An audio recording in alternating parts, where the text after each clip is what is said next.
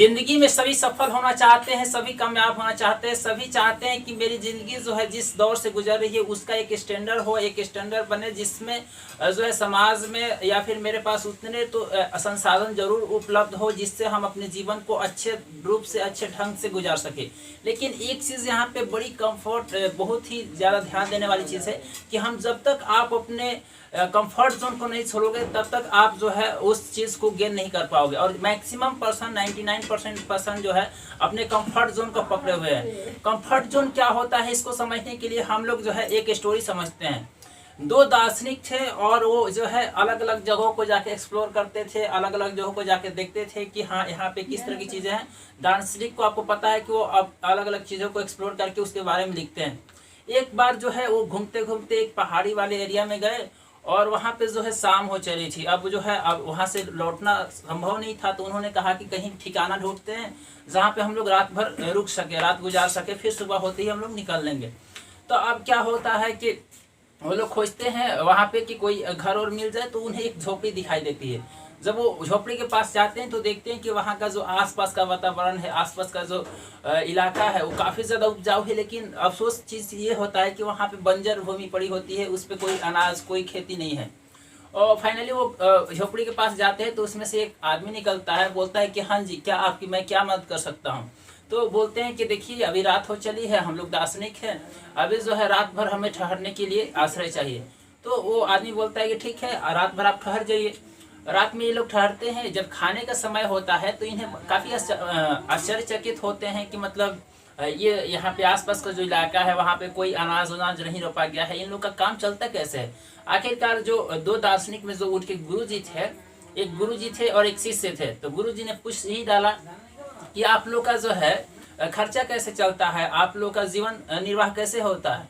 Then वो जो आदमी है वो बोलता है कि देखिए मेरे पास एक भैंस है ना, उस भैंस का मैं दूध निकालता हूँ, उसको बेचता हूँ और उसी से जो आमदनी होती है उससे मेरा जीवन निर्वाह होता है। तो बोले कि ठीक है। अब ये लोग खाना खा के सो गए। जैसे जो है अर्धरात्रि हुई, 12 बजे के बाद गुरुजी जो दार्शनिक थे वो उठे और अपने शिष्य को उठाए, बोले कि उठो उठो, है ना। तो शिष्य उठा, हाँ हम गुरुजी बताइए क्या हुआ क्या हुआ। तो यहाँ बोलते हैं कि देखो अभी जो है हम लोग को यहाँ से चलना है और एक काम करना है कि इसकी जो भैंस है ना, इसको भैंस को हम लोग को पहाड़ी से ढकेल देना है और पहाड़ी से ढकेल के मार डालना है, हम लोग को यहाँ से भाग चलना है। कहता है शिष्य हमसे काहे पाप करवाइएगा गुरुजी, ऐसा मत करवाइए हमसे, कह रहे हैं ना जैसा करना है वैसे करो, है ना। तो बोलते हैं अब क्या कर सकते थे, गुरुजी की बात मानना था। अब ये दोनों वहाँ से निकले, उसकी भैंस को पहाड़ी से ढकेल दिया और दोनों फरार हो गए। कुछ समय बीत गया। जो शिष्य था काफ़ी अपने आत्मग्लानि में जी रहा था कि मुझसे एक पाप हो गया, जाने अनजाने में गुरुजी ने मुझसे एक पाप करवा दिया। जब ये जो है शिष्य काफ़ी बड़ा करोड़पति आदमी बन गया, अमीर आदमी बन गया, तो कहा कि इस पाप का प्रायश्चित करना चाहिए। फिर वो उस जगह पे जाता है, सोचता है कि कुछ मत मैं कर सकूँ। उस आदमी की पता नहीं उसका क्या हाल हुआ होगा। उसकी भैंस जो एकमात्र उसका जीवन निर्वाह था उसको हमने जो है पहाड़ी से ढकेल दिया। अब जो है उसका कैसे खर्चा चलता है, कैसे गुजारा होता है, चलो एक बार देख के आते हैं, हो सकता है कुछ मैं मदद कर पाऊँ।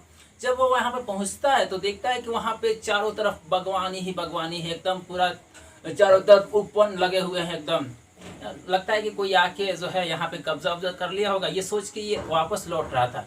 तब तक जो आदमी है उसको देख लेता है, पहचानता, कहता है हाँ रुकिए भाई साहब, है रुकिए। बोलता है ना ना ना हम वो नहीं है, हम वो नहीं है। इसको लगा कि बड़ी मार मारेगा ससुरा, है ना। अब जो है ये उसको बोलते हैं ना ना रुकिए रुकिए आपसे काम है।